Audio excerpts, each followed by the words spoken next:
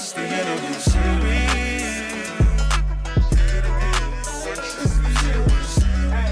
The interview series. It's the interview series. The interview series. It's the interview series. The interview series. All right, welcome to another episode of the interview series. I'm excited to talk to Marcy Bravo Tang here, a friend of mine, and I've known for a few years. And this is probably going to be more of a vulnerable, more introspective podcast that I'm excited to really find out. I don't really know all that's going to go on here, so it's going to be just as much of a surprise to others as it will be to me. But I think it'll be helpful for those that are out there. But Marcy, let's, welcome to the interview series. Thank you. Is this your first podcast or? This is my first podcast. Yeah, it's the first time I've been invited on a podcast. So I appreciate you inviting me. And I love that I'm here and I'm just getting off a visualization workshop that was really exciting. So I still have that energy with me to bring to you and all your fam. Yeah. I love it. I love it. Awesome. Well, we'll get into kind of what you do, obviously, and all of that, right? But let's kind of talk about what Marcy, the background, like what was Marcy all about before, what you do now, and then kind of like segue us into what you do now. Yeah, so I have been in the mortgage industry for over 20 years, I think 23, 24 years. And I really have been, I got in when rates were at 7%, and that's what I was doing, and I really enjoyed it, helping people, figuring out how things work, all the compliance. And so top to bottom, I just rolled with it, and I really excelled from the start, and so I just stuck with it. And then there was the crash 10 years ago, and that was grueling for a lot of people. A lot of people were in really hard spots. So when I saw the slowdown like a year or two ago, I started getting into a little bit more mindset coaching. I had a few mentors come to me and tell me that it would be something I would be good at. So that's kind of how I got started where I am now. Of course, I'm still absolutely doing mortgages because I will never stop. It's like something I could do with my eyes closed. And I don't know, we work together, but most of the people that come to me for mortgages know that I do the hardest loans. If there's something you can't figure out, that's when I get my normal calls. But also if there's something they can't figure out, nobody can figure it out, but these people really want the house, I'm the one to call. People always call me, I get it done. And that's what I do. It's awesome. Yeah. And getting into, what I'm doing now. So as I said a couple of years ago, when I can kind of see the trend of what was happening with real estate and mortgages, more with mortgages. You're in the real estate industry and you guys were still busy, right? For the last couple of years, you're still a little bit busier than we were. But when people stop refinancing, it changes things for us. So you're only getting the couple purchases here and there. And I still did very well last year, but I like to keep busy. So I have like what you call a hyperachiever saboteur. And when somebody said, hey, I think you'll be good at, executive coaching, mindset coaching, sales strategies, and I was all for it. So I kind of jumped in with 2 feet and here I am today. So I went into, a lot of people won't know, it's a coactive leadership certification program, and did 104 hours of education learning all about leadership and how different people work. Yeah, exactly. How different people works. And then I really got into what's called positive intelligence, and it's mindset and mindset strategy, and really figuring out why we act the way we do. And I had you do a little assessment, right? Yeah. And so I wanted, as we said, it's going to be vulnerable, but I want to first just ask you, when you did the assessment and you saw just the couple answers there, how did it make you feel? Great question. I'm not sure if I'm going to answer them as short as you'd like, right? I'm kind of and I want you to take your time because, like, as you put it in the universe, it's going to be a vulnerable thing. So let's get in there. Yeah, I think I before I got into real estate, I going way back to my childhood, my goal was just to make it to the NBA, play basketball. That dream I fell short of, but I got a chance to get a basketball scholarship to Sonoma State, which brought me up here from Oakland. So kind of always had a specific mindset of achieving and performance and never being satisfied, right? And that's served me pretty well into college and basketball, sports, the jobs after college. But I worked for AT&T prior to going to real estate for 11 years. Same mindset there, where I went up and I had 6 jobs in 11 years, so 6 promotions. So I'm just used to moving up and that constant growth. Yeah. And then that's business, right? But then also in my life, I like to work out. I like to, I'm pretty fit, but I'm like, oh, I'm not there yet, right? So I'm never going to be there. And I think in all aspects of my life, now that I'm in real estate, and I work way more than I ever did in corporate America, which is its own conversation. It also gives you that ability to have that flexibility to do more things in your community. So I serve on the board of directors at Sonoma State, the Alumni Association there. I'm also the assistant athletic director for CYO here in Windsor, the Christian Youth Organization and Basketball League. I help out with that. Very, very active in that. Then also coach my daughter's team for CYO. Then I also coach NorCal Academy, which is a traveling basketball camp. So I'm involved in a lot.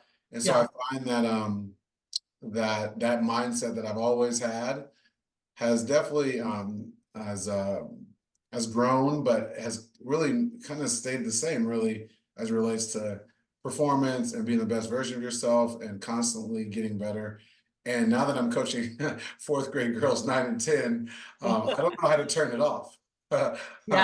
So it's interesting. I know I'm not necessarily answering your question directly, but as I'm answering, to get back to your question, answering those questions, I feel like I kind of know who I am because of because of what I'm involved in.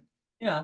Right. The standards that I have. I'm running a business, trying to build a real estate business while single dad thing, trying to provide for my daughter, navigate through life, battling through life and trying to get her to learn different things. And so, it made me, I guess the short answer would be, I learned that I feel like I know who I am. I just turned 40 last month, so I feel like it took me 40 years to figure myself out a little bit. But then there's challenges that come with even knowing yourself, and I think we'll probably get into that. But it has to do with, I want to circle back to where you came from, right? So how you were raised and what molded you into the person you are, because we are born a certain way. And it's what I really enjoy talking to people about. And once they hear it, they get the aha moment is, okay, well, you're this person now. And this person was molded into this person because of your parents, the people that you were raised around, maybe some school teachers. There's certain things that people said or did to you that made you feel you had to be the way you are today. And so you started on this journey where maybe you weren't a hyperachiever.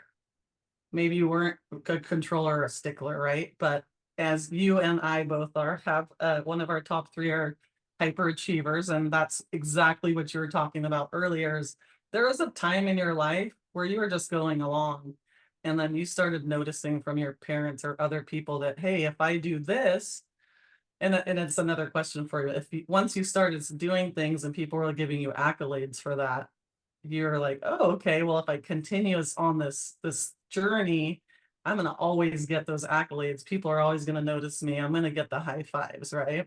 Yeah. And so we're told, and people see this, so then you start to act and react, and then you start your journey that way. Well, this is what I want. This is what I like.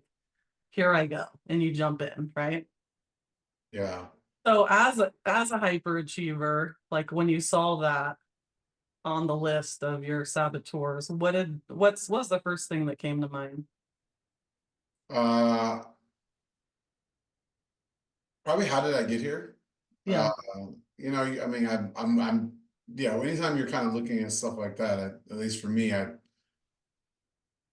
always been like that. But I'm like, when did that start? And then I started just thinking about when it started, and I'm going back to my childhood and things I yeah, saw, yeah, and I'm like, oh, okay, that makes a lot of sense because it was, I guess that mindset was introduced to me, and that lifestyle and the mindset was introduced to me at a very young age, which is actually interesting to think about because yeah, you don't remember what you don't choose what you remember from your childhood specifically, right? I guess I right, could have went in different directions, but there was a constant, I yeah, guess, hustle yeah, mentality when I was younger that I was always around.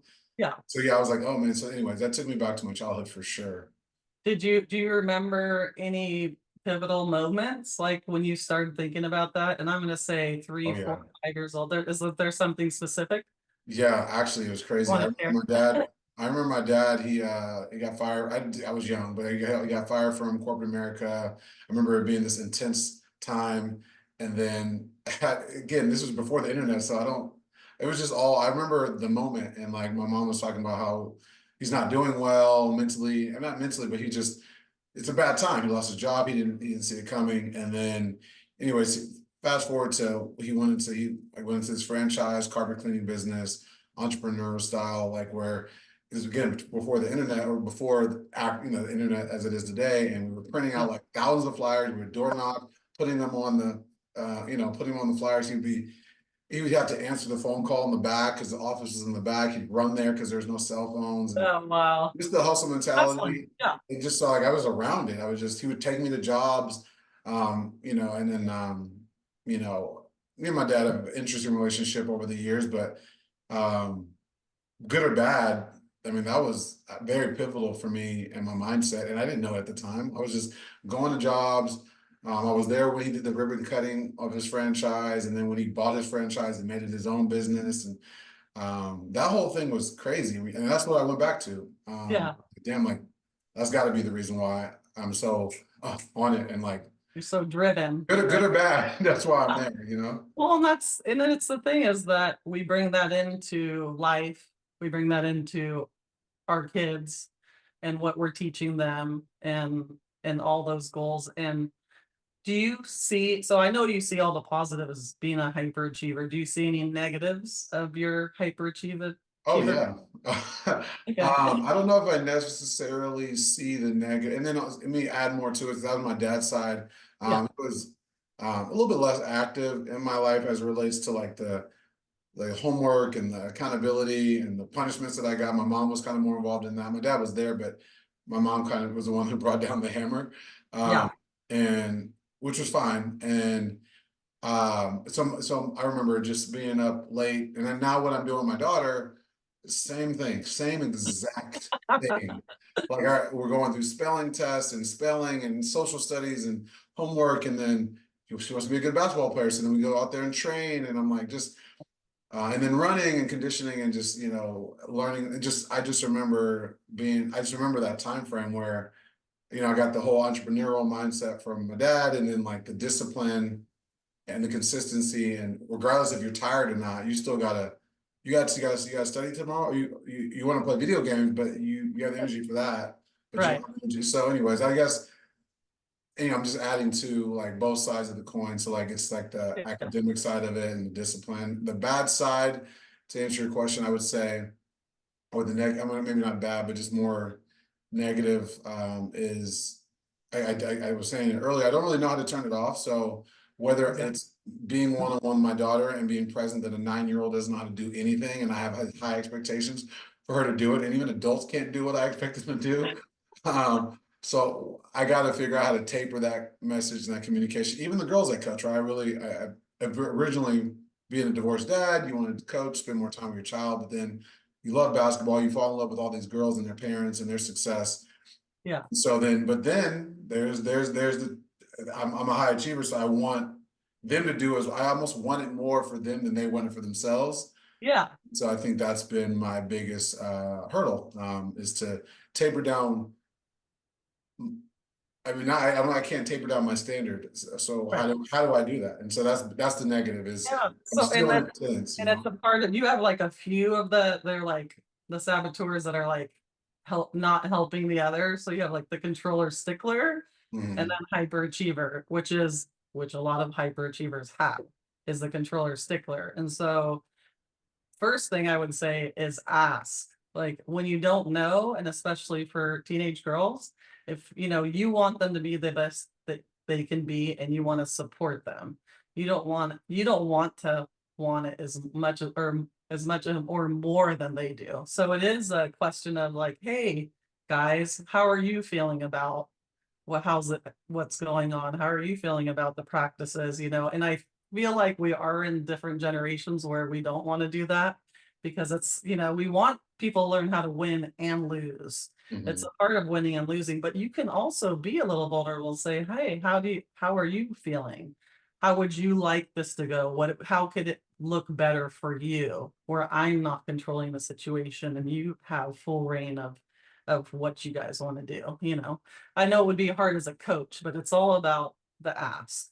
Sometimes just asking for support, and especially as a coach, I've noticed a lot of people in different relationships. It's really hard it's a simple question like, what could I do better for you? How would you like to see it? How would you like me to support you? And how does this look? How would this look? And listen and actually take the time. Yeah, that's really good feedback, and I will take that because I mean, I'm gonna at least I plan on coaching Yeah. my daughter's in the 8th grade with the CYO thing. It goes from third to eighth. This is our second year, so I'm constantly trying to get better as a coach. And it's not just all about X's and O's. And there's that male female dynamic that I have to understand that these Mhm. girls are growing into their selves and Yeah. loans are coming, and and that's a really real thing that I actually never gone through. Yeah. So I have to figure out how It's a new thing for you. new Yeah. thing for me. So Yeah. um So on the other, I want to move around a little bit on this for you because one of the other things you said is, slow down and turn off. And so a lot of hyperachievers and that saboteur, and I call it ego too. And what we tell ourselves is, you can't slow down, but you can. And you have to because what happens is burnout, right? We already know. yeah. And so have you experienced burnout at all throughout your journey? I probably have, but I'm gonna answer it like this. I say like yes and. I would, yeah, I, I don't. It's a great question. So I tell myself that there is no burnout, but I Mhm, also tell myself that rest is just as important as work. So mhm. I'm gonna work hard, figure out how to rest hard. So that means put your phone in the corner, and it doesn't matter if it's a client that wants to sell their $5 million home, like this is your time. And so I try to make sure that, but I mean, I try to make sure I do that. Um, I probably don't do it long enough, but um, Yeah, let's hear about the try. You keep saying try. So what does trying to do it mean to you? I'm And trying to find things that give me peace, right? I really am. I think, real estate, being a dad, coaching, you're all in it, and you should. You're passionate about it. And so I've really thought about what are things that I could do that don't make me yeah, want to go all in. Uh, yeah. and so, CrossFit's a thing, but you kind of have to be intense on CrossFit, right? So, I mean, it's a good thing for it, but like you're not relaxing at CrossFit. Yeah, you're not it's some you time, but it's not you time. It's And not you I've seen time. and I let's talk about Windsor Fitness. I've seen you at hot yoga. Yeah, so that is new. I started that actually. My first hot yoga class was on December 6th, my birthday when I turned 40, and so that was something that I was telling myself that I need to do, and it does. I've been to I mean I'm in double 15 classes or however many classes, and I love it. I went this morning, by the way, and my phone's in the locker. With CrossFit, I have my phone when I'm right by me while What? I'm working out. But in hot yoga, I have it in my locker. Um, and I don't know, there's this like meditative, calm, relaxing, I guess recuperating aspect of it that I love and I enjoy. And so that's, I mean, it was something I knew I needed to do anyways. It is only 45 minutes in my day. So I would say the only time, and I do it two, maybe 3 times a week, but typically two. Yeah. Those are things that I'm trying to do. I try to put my phone, and I keep saying try. I try to Yes. put my phone down at night where I'm not doom scrolling on Instagram or social media or my emails. Yeah. But I'll be honest, if I didn't have to sleep, I wouldn't. Yeah, I, you really can't slow down. I just want And to so, go. I just want to keep you going. know, and it's the thing is like you don't feel like you said you tell yourself you can't burn out, but it's a real, very real thing for the hyperachievers is to burn out. So you have to start considering the slowdown. Yeah. And really, like, even when you were talking about earlier, your energy, and I don't know if you felt it, like totally slowed down. I'm like, oh, you talk differently, but Yeah. you need to recharge and Mhm. regroup. And meditation, of course, is great for people who are hyperachievers just to quiet their minds. Like, just turn off your mind because you can turn off your phone. Can you turn off your mind? No, that's a good point. There's times I'm laying there in 99 degrees in hot yoga, and I'm like, just, oh, I gotta do this thing, I'm like, so my phone's not there, but my phone's in my head essentially, right? All the things, the Yeah. to-do list and stuff like that. So I think what helps the most in yoga and hope I'm trying to help it translate into everything is the breathing, right? I realize I don't take deep breaths. I just go. I'm like, all right, Yeah. what's the next thing? What's the next thing? And then it's like 6 o'clock at night. And I'm like, all right, homework time, let's get it. Training. And I'm like 9:30. I'm like still ready to go. Yeah. I Yeah. sleep on that. So Breathe, breathe, yeah. breathe. So And I actually have a couple clients and they're both male and they'll start talking and or I'll ask them a question and like, stop, breathe, mhm. like take a deep breath and like ground yourself. And let's talk about it again. And so acknowledging, like you said, and when you're in hot yoga and your mind's going, acknowledging, you don't have to shut it off, but acknowledging that that keeps happening and telling yourself, hey, I'm going to give myself this time and like, let's quiet the noise a little bit. And you can kind of talk to yourself, but you have to start with acknowledgement of, I'm doing this to myself. I need this time to recharge and be at peace and get that recharge I really need to be better for myself, for my clients, for my daughter, because nobody wants you to burn out, right? Yeah. Yeah. And yeah, I think it's that anxiety will come out a different way if you know you know what I mean, like if If you you don't start to work on it now, it's gonna change into something you don't want, right? yeah, I'll be more snappier at my daughter. Clients, for some reason I'm really good at not snapping at my clients, right? But my daughter, she's gonna get it. I'm like, girl, Yeah. I told you 11 times. So Yeah, but there's that balance of you do have to kind of get at your child, yeah, right? yeah, But then are you showing up recharged for that? And so that's I think it's a work in progress, but I definitely I know it's not something I could just shut off. I have to really work at. yeah. And I mean, I'll challenge you, and when we're off this podcast, I'd love to share some breath work and whatnot with you. My twin sister Monica Bravo also does, coaching and all and breath work and all these things, and they've helped me tremendously. I used to not be a meditator, any of that, like, and breath work is my jam, and you feel so good about what you're doing for your body. It's like, oh, 20 minutes now? No problem. I'll do it. I'm all about it. Whatever you have to, seriously, it's because I feel it. I feel like I'm, wound up. Yeah. And I say shoulders down. Like, we don't need to go grab a glass of wine or have a beer or something to get our shoulders down. Like, you could just take a few deep breaths and you would notice, your shoulders come down, right? Mhm. That's Yeah. true. That's true. Well, I want to get back to your few other saboteurs. So stickler, Uh-huh. so people can learn a little bit more about that. So the stickler saboteur is the perfectionist saboteur that always wants everything to be right.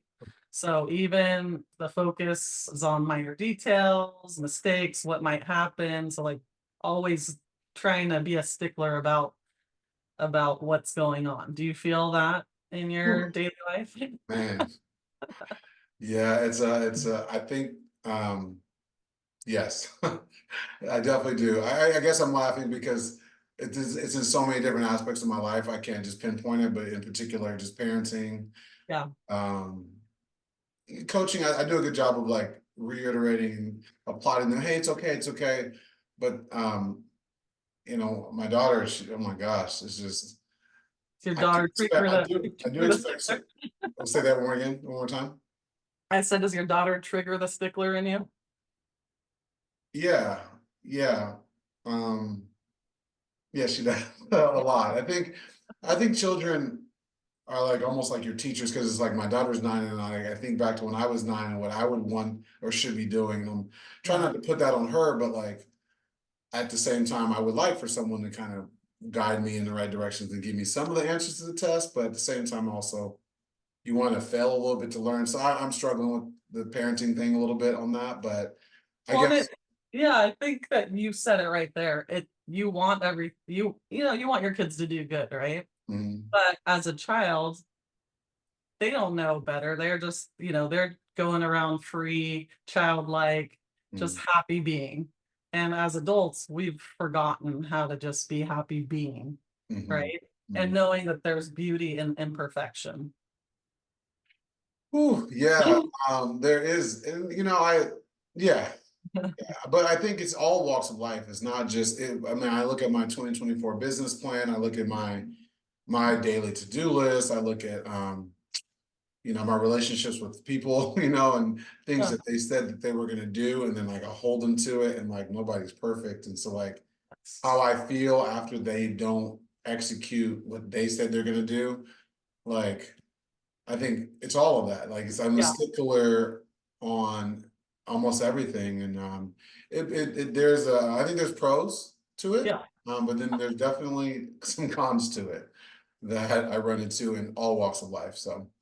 Well, and it is like one of those things where if you don't, when you are a stickler controller, I have the same ones too, is you're not allowing people to grow because you're instead of once they let you down a few times, you're just gonna take over and do it yourself, right? Have Mhm. you ever ran into that? Uh, yeah, a lot, pretty much all the time. Yeah. Yeah. So it's a new acknowledgement, like, hey, you know what? You're not going to be able to do everything forever. Like you can't take on the whole world. So you're going to have to learn how to delegate and allow people to let you down or not do what they said they were going to do because they have to learn to grow up. If you're continuously taking over for them, especially for kids, if you're going to continuously do it for them, when are they going to ever learn? Oh, I don't do it for my daughter, but but I know what you mean. I think to Yeah. play devil's advocate to what I was saying, I think I do have some history in that there where there's data that shows that I can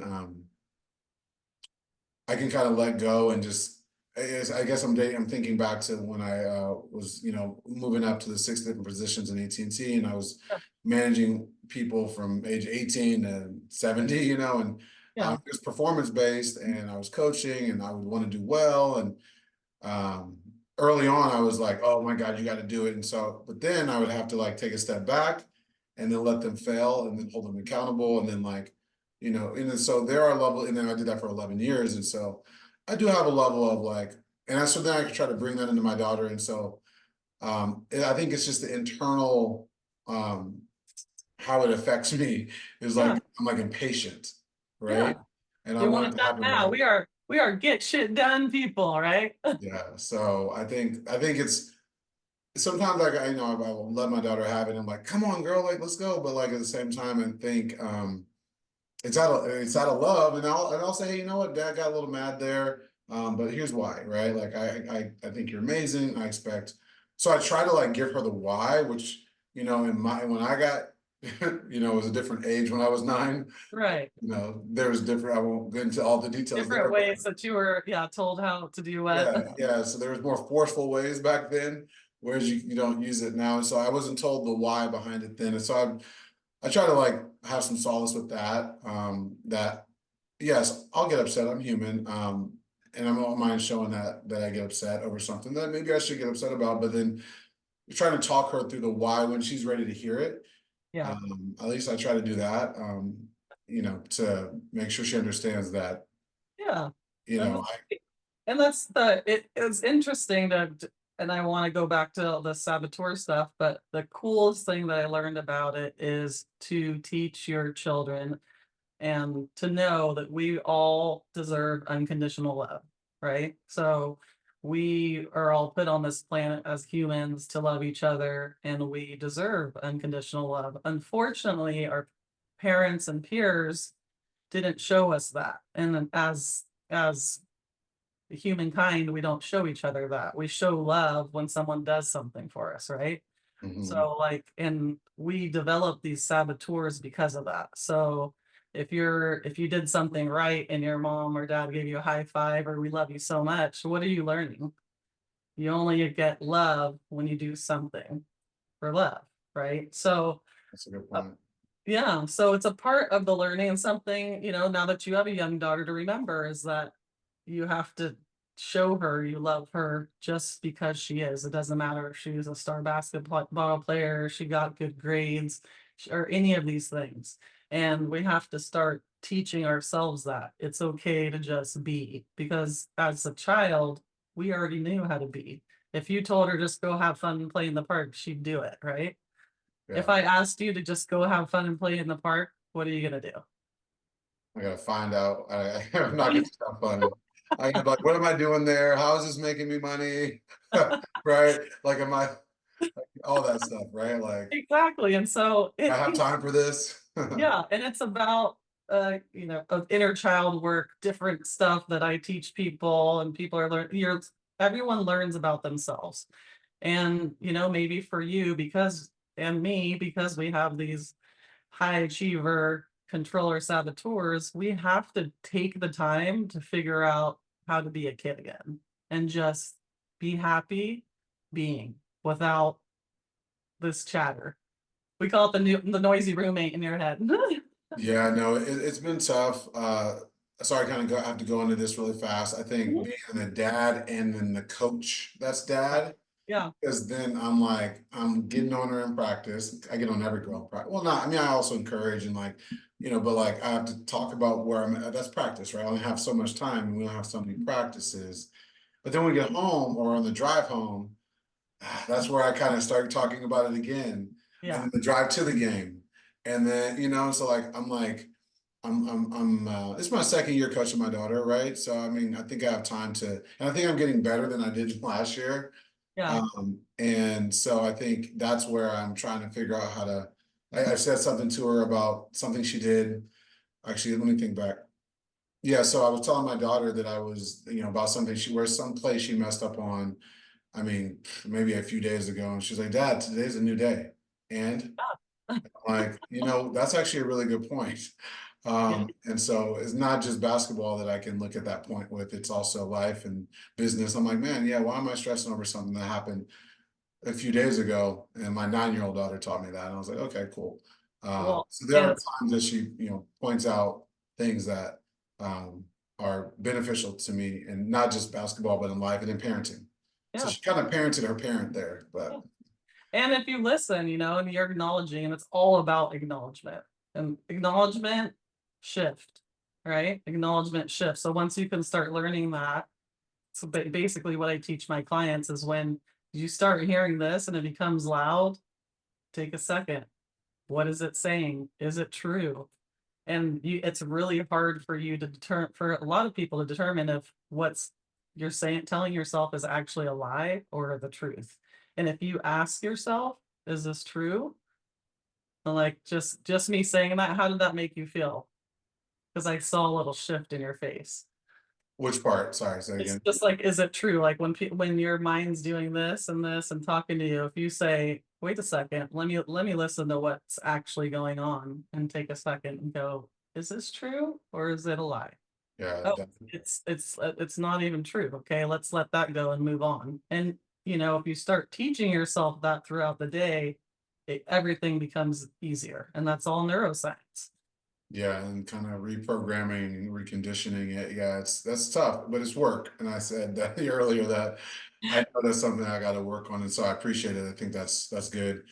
Yeah, it's a work in progress. I think Well, that's two of the three saboteurs, right? Or was that So all? you have a stickler, controller, hyperachiever. You actually have a hyper rational too. You have a fourth one that you like Oh, struggle. rational. Whew, that I'm man, like, you want to talk about it? I love it. rational, man. That I mean, this is being recorded, but I don't care. It's I think I gotta be careful of what I say here, but when feelings are involved, it's hard for me to talk about feelings when they're not factual. And so I think I always lean more towards the rational, non-emotional perspective, Yep. which I think some people need in that moment. But then I also have to think back to the pro and con of that. Yeah. While someone else is being emotional, maybe they do need someone that's steadfast, stoic, and calm and non-emotional in the moment. On the flip side, they also might need someone that understands their emotions, not that Yep. they're emotional themselves and joins in the emotional party, Right. but that understands their emotions and doesn't just talk about the rational. And I struggle with that big time, And specifically with my it's daughter. like, yeah, rational, logical, right? Hmm. It's like, and you were taught to be that way. Yeah. So let's talk about that. Was there an instance in your childhood where you can remember that you were taught to be logical and not allow emotional? And I see that big smile, so there's a hell yeah. I've gone to therapy and I've never even had these conversations that deep. You in therapy, you typically about childhood stuff. I don't remember us recall talking about anything like that, but it's a great question, and I smile because I actually had never thought about that before, where the logic part of my brain came from, and I don't know. Actually, I actually don't know. I'm thinking back to. So I'm gonna say intuitively, I'm gonna help you. Mhm. That someone either was saying like, don't be emotional or don't be this Oh way yeah, that's right. around Okay, that's around fair. you, right? That's Yeah. fair. I mean, a different time. Again, I don't want to. Whatever it was at that time, and just your boy, Yeah. man up. Uh, Not specifically hide your feelings, but just deal with it. And so I think, and then as you get older, I think certain situations, depending on where you were raised and how you're raised, who you're raised around. And I'm not pointing fingers at specific people that raised me, but just, you want someone to be tough. And I think those people wanted me to be tough. And that was their approach of trying to Yeah. make me tough. And I was just conditioned to forget the feelings, what are the facts. Okay, cool, let's move forward. And so to your point, yeah, there was a lot of man up, deal with it, okay, keep going. And so And there still is, and I believe that that is goes hand in hand too with sports, mhm, is like people getting hurt because they're like, just go harder, just be mhm. stronger, it doesn't matter, all that stuff. So it's something to acknowledge again, like, hey, do you want to do that? Do you want to do that to, I'm not going to say girls are more emotional than boys, but if you are teaching, girls and women that are become women, Mhm. it's okay to it's okay to be emotional, Do you want it Oh, on the court, oh, for sure. I mean, I have girls crying, for different reasons. I mean, they get hurt or they got pushed a little bit and they didn't like it, or they're just having a bad day. And I'm very, very sensitive to that. I think it's very important to Support them in that way. just, yeah, definitely support them in that way, even though I don't necessarily understand why they're crying in the moment, or if they're even acting out, right? And they're not crying. And, I have to think about that from a coaching perspective of what is this child's family style like? What are they going through at home? What are they going through in life? And it's not about Jeff and the play they messed up on. It's like, it's about something bigger. And so, um, So I want to touch on that because you said that out loud, and yeah. that's the favorite thing is perspective. So as you take on with, people in your life and being the hyper rational, logical person and they're emotional, remember that. Like take a second you had already said it earlier, to think about what they're going through, what they've been through, how they were raised, and how they're reacting. And maybe it is as easy as that ask, like, how do you need to be supported, instead of being logical or rational about a situation. Sometimes just sitting and asking how you can support them. Yeah, that is outside of coaching is really, really tough for me. Inside of coaching, I think I feel like it's like part of coaching. Mhm. Which is funny. Outside of coaching, It's funny because, yeah, so you might want to put in your coaching hat in with some other people that you're around that you're having this issue with. Maybe you guys are butting heads because they're emotional and you're logical. So just something that goes back to this the hyper. What was my rational, hyper rational. what was it? My other ones hyper Oh, rational. controller stickler.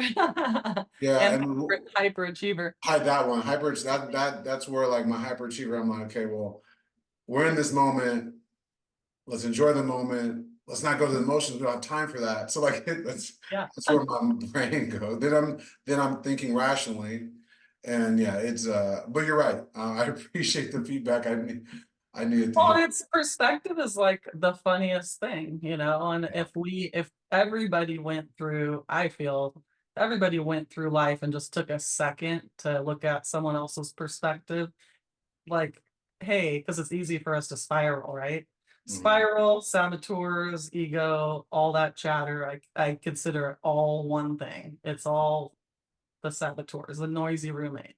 Yeah. So if you take a second and turn it off and say, hey, what do you think that person might be going through? What do you think their perspective is? And you actually really try to think about it, it'll be interesting how you change Yeah. in your thought process, because you realize they have valid emotions, they have valid feelings, they might be going through something you don't even know about. Yeah. Yeah. No, that's definitely you should add therapy to your title, therapist to your title. Well, so I wanted to get back to that because we're probably here running out of time, but that is the difference between therapy and coaches. And I'm not putting therapists down. Coaches are doing so much cool stuff now, and therapists do amazing stuff. But I believe that, coaches are teaching people how to move forward, and Mhm. therapists are usually, in the moment where it is, what they're dealing with. So I believe you need to go touch back a little bit to figure out why you are the person you are. Mhm. Not too far though, just a little bit. Yeah. Also to connect with your inner child so that that can come out and you can start to be playful and look at the world a little bit differently so that you're not so stressed. But either way, coaches are helping you move forward, make goals, figure out your saboteurs and how to deal with them every day. So there's all these different ways, but Yeah. that's why I think when you said therapy, you're like, I never even was talked to about that. That is why, because Yeah. they're talking about your emotions right now. But in reality, why wouldn't you try to figure out what made you this way? Yeah. Yeah. No, It's easy. that's huge. Yeah. Um, and yeah, very therapeutic for me. I think it's great. Um, didn't know I was gonna do it live on air, just live recording it, but Well, I appreciate your vulnerability because it's a tough thing to talk about. And I also want to say we're not putting down our parents or anyone else that was around us that raised us, because they don't know better. They were just trying to do the best thing, raise us the best way they knew how, right? oh yeah, And that's all they knew. So it's not ever putting down your parents for doing anything, but we can also learn to be better for 100%. for our children. Yeah, I think that's where when I'm trying to perform, I'm trying to get better. It's like I just go right into performance and just high achiever and like, okay, I'm gonna get my daughter ready and now I'm Yeah. thinking rational. And so it's just like taking a few steps back and breathing and letting her be her, but then also guiding her in the right ways. So uh And letting Jeff be Jeff. yes, yes. Shoulders 100%. breathe, shoulders down, Jeff, without having to Yeah. do anything else, right? Yeah, for sure. No, this is good for me, right? Especially going into, the things I'm going into in the next year. So it's, yeah, more coaching after this season. I think we have 5 or 6 more weeks of the CYO, and then we have traveling basketball that starts from like March to May. So Wow. it's a lot that goes into it, but just all the girls are different. Yeah, you're trying to get these girls to get better, and a lot of the conversation we had here today, I think, is going to be very beneficial and helpful to my psyche, to my mindset, and both on during basketball and after, right? Exactly. And if you want to talk about it more at another time, I'd love to. And that's what it's all about, is teaching people so that if they get that aha moment, or hey, that's something I need help with, or this could be really helpful for another person, send them my way. Oh, absolutely. This is great. I think, yeah, it was very therapeutic. It did feel more like I think there's a level of accountability in there without the accountability, without coming off too like it's like, so it was a soft approach to accountability, which I liked, which I could also use, I guess is what I'm trying to say, in my No, approach to things. yeah, everybody can use a little accountability. I mean, just I'll do it for you right now. We'll end it like this. So what is it? What are like 2 things you could do this week that would benefit you just to be better? Um, Oh, I should probably rephrase that, because to slow you down and um, allow you to breathe and yeah, recharge. man, I would say, I mean, I'm just gonna say it as simple as it is. I would say to actually remember to breathe throughout the day. Because I know I don't even, I know I'm subconsciously noticing that I'm not doing that. So taking the time to um to take a deep breath, not just once, not just twice, not just during yoga, the 45 minutes I'm doing it, but Yeah. throughout the day, Yeah. uh, and being conscious of that. So that's one. So how are you gonna make sure that you're breathing? How are you gonna go about that? Is it gonna get an app, or do you have a way that'll help you? You know what I, as the high achiever that I am, I have a daily to-do list. Is that weird? And Good I on execute yourself. that to-do list to flawlessly. I am on point with my to-do list. So adding that to my to-do list would be it's something I'll do. Yeah, Or I'll forget, to be honest. If it's not on the to-do list, I don't remember it. So that's one, and then two, I don't know if I have a second one. that's okay. Yeah, I think if I I do think, that, I think that'll be good. I think yeah, because it's a throughout the day thing, like just simply remembering to breathe. Um, will be just take a deep breath and just pause for a second. Multiple times a day, it would be good because I'm always on the go. yeah. How many times do you think you want to put that in your calendar a day?